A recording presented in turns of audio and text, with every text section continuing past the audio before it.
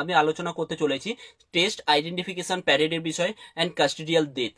যেটা হচ্ছে test identification parade মানে হচ্ছে যখন কোনো পুলিশ অফিসার বা ভিকটিম বোঝে ভিকটিম অ্যান্ড উইটনেস দ্বারা যখন অ্যাকুজকে চিহ্নিত করা হয়, আইডেন্টিফাই করা হয়, যখন একজন অ্যাকুজকে অপরাধীকে আইডেন্টিফাই করা হয়, যেটা বলা হচ্ছে কি আইডেন্টিফিকেশন প্যারেড, যখন 4 থেকে 5 জন থেকে 10 জন দান করে দেওয়া হয়, সেখানে উইটনেস অ্যান্ড হচ্ছে ভিকটিমকে দেখানো হয় যে কোন ব্যক্তিটা অ্যাকচুয়ালি অ্যাকুজ মানে অপরাধী।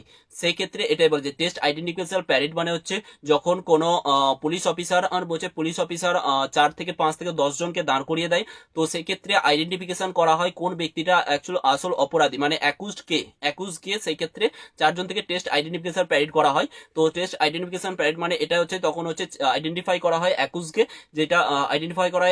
যেটা হচ্ছে ভিকটিম অ্যান্ড উইটনেসের দ্বারা। আর একটা বলা হচ্ছে কি কাস্টোডিয়াল ডেথ, যখন হচ্ছে কোনো পুলিশ অফিসার যখন কাউকে অ্যারেস্ট করে, তো সেক্ষেত্রে তার হেলথ অ্যান্ড সেফটি বিষয়ে দেখতে হবে, এবং যদি কোনো পুলিশ অফিসার কারোর উপর যদি অত্যাচার করে, তো সেক্ষেত্রে তার গুরুতর হার্ম হয়, তো সেক্ষেত্রে তাকে একটা মেডিকেল এক্সামিন করা হয় একজন মেডিকেল প্র্যাকটিশনার দ্বারা বা রেজিস্টার প্র্যাকটিশনার দ্বারা একটা মেডিকেল রিপোর্ট করা হয় যে তাকে এমন কোনো ক্ষতি করেছে, ইনজুরি হয়েছে, তো সেক্ষেত্রে একটা রিপোর্ট ম্যাজিস্ট্রেটকে জমা দেওয়া হয়। তো হচ্ছে এটাই বলা হয়েছে। এখানে আরেকটা কেস বলা হয়েছে D K Basu versus state of West Bengal, যেটা হচ্ছে অ্যারেস্ট করার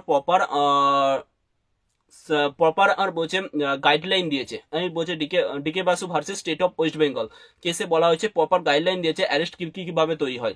তো সেটাই বলা হয়েছে টেস্ট আইডেন্টিফিকেশন প্যাড মানে হচ্ছে যখন 4 জন থেকে 5 জনকে দাঁড় করে দেওয়া হয় অপরাধীকে অ্যাকুজকে আইডেন্টিফাই করার জন্য, এবং কোনো সেফটি অ্যান্ড হেলথের বিষয় যেটা বলা হয়েছে কোনো অ্যাকুজ পারসনকে যখন গ্রেপ্তার করলো, তো সেক্ষেত্রে কোনো কাউকে গ্রেপ্তার করলো, সেক্ষেত্রে তার হেলথ অ্যান্ড সেফটি বিষয়ে আমাদেরকে আগে দেখতে হবে।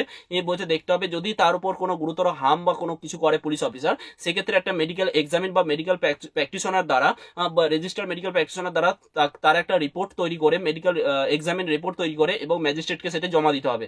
তো সেক্ষেত্রে এগেনস্ট দ্য পুলিশের এগেনস্টে চলে যাবে। তো এটাই বলা হয়েছে টেস্ট আইডেন্টিফিকেশন প্যারেড। এবং আরেকটা হচ্ছে D K Basu versus state of West Bengal একটা প্রপার আর বলছে গাইডলাইন দিয়েছে অ্যারেস্টের জন্য। এটাই জাস্ট।